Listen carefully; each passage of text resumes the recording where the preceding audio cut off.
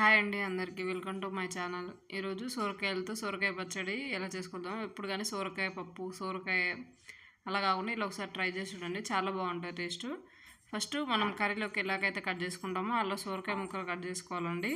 పొట్టు తీసుకొని ఒక గిన్నె పెట్టుకొని అందులో కొంచెం ఆయిల్ వేసుకొని పచ్చిమిర్చి మీకు కావాలంటే ఇలా కోసేసుకొని, లేదంటే అలాగే పచ్చిమిర్చి వేసుకున్నా ఏం లేదు. ఇలా నేను కట్ చేసుకున్నాను, రోట్లో నూరుకుంటే బాగుంటుందని.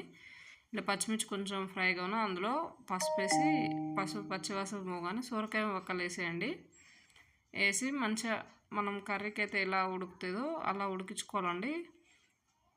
ఇందులో ఒకసారి మిక్స్ చేసుకోండి సొరకాయ ముక్కల్ని. పచ్చిమిర్చి మన కింద ఉంటాయి కదా, మాడిపోతాయి. అలా ఒకసారి మిక్స్ చేసుకొని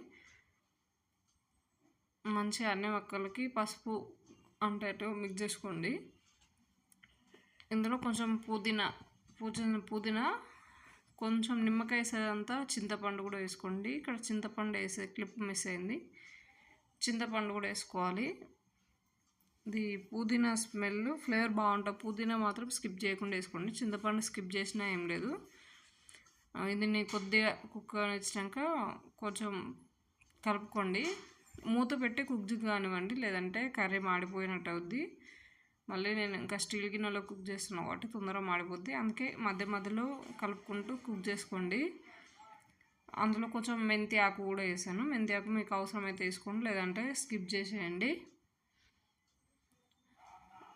ఎప్పుడు కానీ స్టీల్ గిన్నెలో కుక్ చేసేటప్పుడు సిమ్లో పెట్టుకొని వంట చేసుకోవాలి. అలాగే మధ్య మధ్యలో కలుపుతూ ఉండాలంటే, లేదంటే కర్రీ మాడిపోద్ది. ఎంత వాటర్ తోటి ఇలా సొరకాయ లాంటి బీరకాయ వాటర్ ఊరుతాయి, కానీ ఇట్లా స్టీల్ గిన్నెలో వేసినప్పుడు అవి కూడా మాడిపోతాయండి. మధ్య మధ్యలో కంపల్సరీ కలుపుకుంటూ ఉండాలి.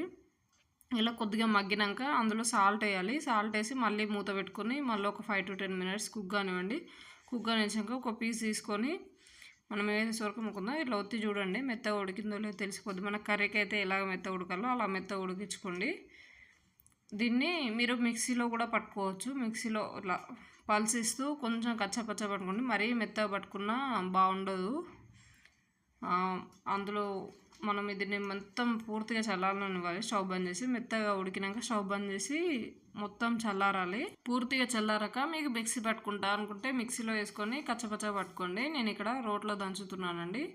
అందులో కొంచెం వెల్లుల్లి, అల్లం ఎక్కువ క్వాంటిటీలో తీసుకుంటే మాత్రం కర్రీ టేస్ట్ మొత్తం వద్ది. లైట్గా మీరు వేసుకుంటే స్కిప్ చేసినా పర్లేదు, కొంచెం ఎక్కువైనా కూడా మొత్తం అల్లం పచ్చడి లెక్క వస్తుందండి సొరకాయ పచ్చడి. చూసుకొని వేసుకోండి తప్పకుండా.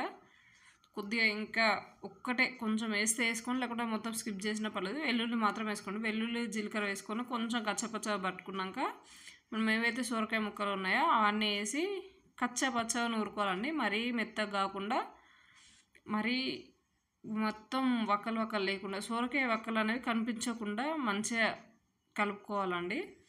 వక్కలు ఎక్కడ కనిపించకుండా మంచిగా దంచుకోవాలండి. ఇలా దంచుకున్నాక దాన్ని మనం ఎండుమిర్చి, కొన్ని మినపగుండ్లు వేసి పోసి పెట్టుకుని కొంచెం కరివేపాకు వేసి పోసి పెట్టుకుంటే అంతే అండి. చాలా బాగుంటుంది టేస్ట్. ఒకసారి ట్రై చేయండి. మేము చేసిన వంటలు వస్తే మా ఛానల్ సపోర్ట్ చేయండి. Thank you for watching.